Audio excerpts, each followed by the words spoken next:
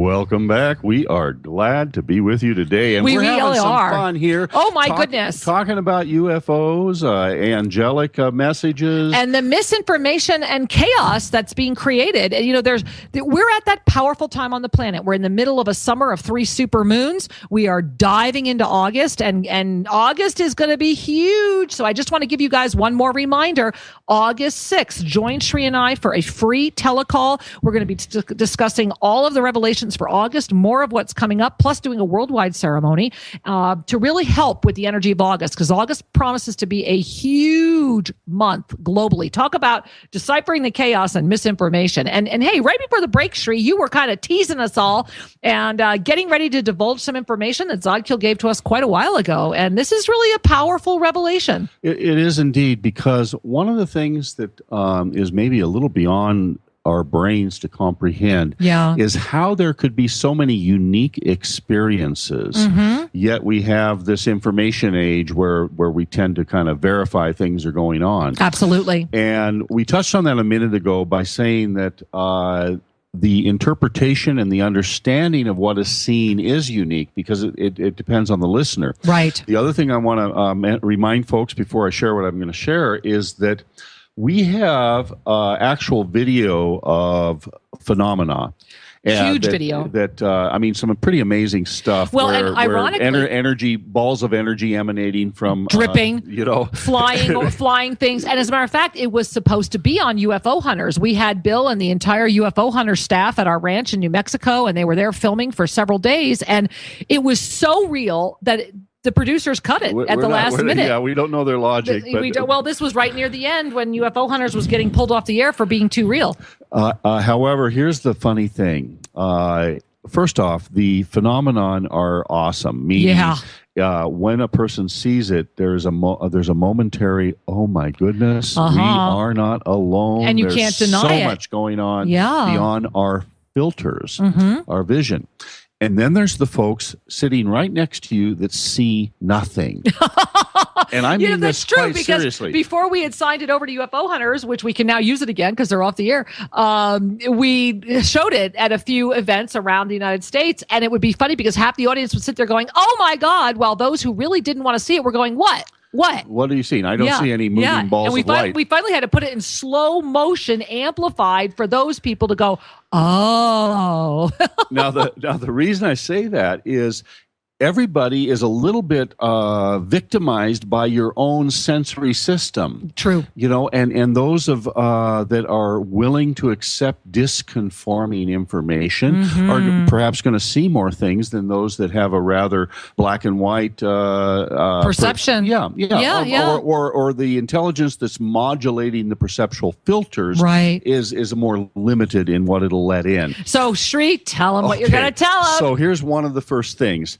With that as your preface, one of the I was talking with Archangel Zadkiel about 2012, what's going to happen to the Earth at these times, and UFOs. And one of the things Zadkiel said was, everyone will have the experience they are seeking. Which is really a profound prophetic statement, because there's a lot of people seeking a lot of very interesting experiences. And I then not interrupted, but I took it a little more definite. That was a rather broad stroke. Everyone will have the experience they're seeking. Yeah. Now, at first glance, that's a very benevolent universe that says you can have exactly what you're looking for. Except, what are you calling in? And then there's the what are you calling in? Right. And I said, well, does that mean there will be ships? Does that I know some folks that definitely believe there are extraterrestrials that will inhibit any form of atomic war and will send a ship down to rescue folks. I know people who believe that. And Zadkiel said again, everyone will have the experience they are looking for. Which is, again, a very fascinating response. But then it gets better. It gets richer. Well, it gets more interesting. And I didn't ask whether that those words were true or false, because when he says this, it reminds me that we are powerful co-creators. We are. And whether we have this experience in a quasi dreamtime state or whether it's, in a video cameras rolling kind of public TV forum, I don't know. Let's just leave that out of it for the moment and consider the possibility that there are multiple scenarios that could play out. Right. And again, being a little bit fascinated by the whole UFO phenomenon, I asked this angelic being, Zadkiel, I said, well, will we have a undeniable visitation, something that will really, that people cannot deny. I mean, that's really what you said. I personally have this belief that the world needs to be shook a little bit. Well, and we are shaking, but you're talking on a much bigger level. I am talking on a big scale because it reminds me a little bit of that movie that came out, when the Earth stood still. I love that movie. And how they both versions. They were both versions, but both versions were basically saying, humanity, you need to wake up. Well, it's basically saying you've destroyed yourself, and we're here to protect the planet. And so I guess with a little bit of that radical theme in mind, I asked this question of Zadkiel. And Zadkiel, here's the fun thing or interesting thing that was responded. Zadkiel said, Sri Ramka, there will be undeniable alien ships that will come. However, the first ships that come will be the manipulated presence that they are actually in a conspiracy with your leadership on the planet. It is the second wave that comes that are the authentic, benevolent beings who have come to say hello. And, that's the first time you've shared that publicly, and I appreciate you doing that because we're getting close to that moment. We're getting very close to that moment, and we've kind of held that information in because there's a responsibility when we receive this information from the archangelic realm. There's a responsibility because one of the I guess the word pact I want to use. One of the pacts we have is that we will never interfere with the path of another. And sometimes when you hear something prophetic or you have somebody share information with you about the future, it can interfere with your own process. And so we only share this because the time is near and there's such a wave toward fear that it's important to have clarity.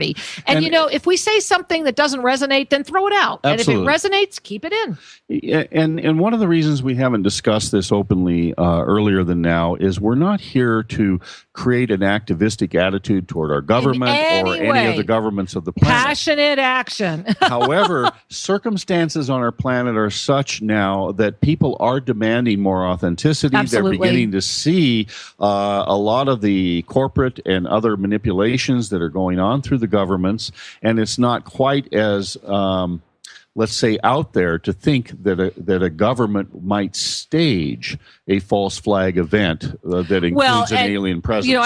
We all know that there's lots of speculation about many other false flag events and other things that are happening. And again, we want to leave that to your good mind, to your good heart, to really decipher what is true. However, what we are sharing with you is that as this show focuses on deciphering the chaos, as we bring this month of messages from other dimensions to a culmination, what we want to truly inspire and invite you to consider is that we are responsible co-creators, and that as we are having more and more contact, Sri and I this month, July 10, 2014, had bar none, I think one of the biggest extraterrestrial contacts we've ever had in this form, in a densified form, where it was very, very tangible, where it was very visible. Multiple ships exactly. and messages. And seen by many people. And again, we have some video, but it's not that great. And so really, as this month comes to a conclusion, what we're inviting you to do is maybe go back and listen to all these shows, starting with our show with James Gilliland, moving through our shows with the other people that do the work that Sri and I do,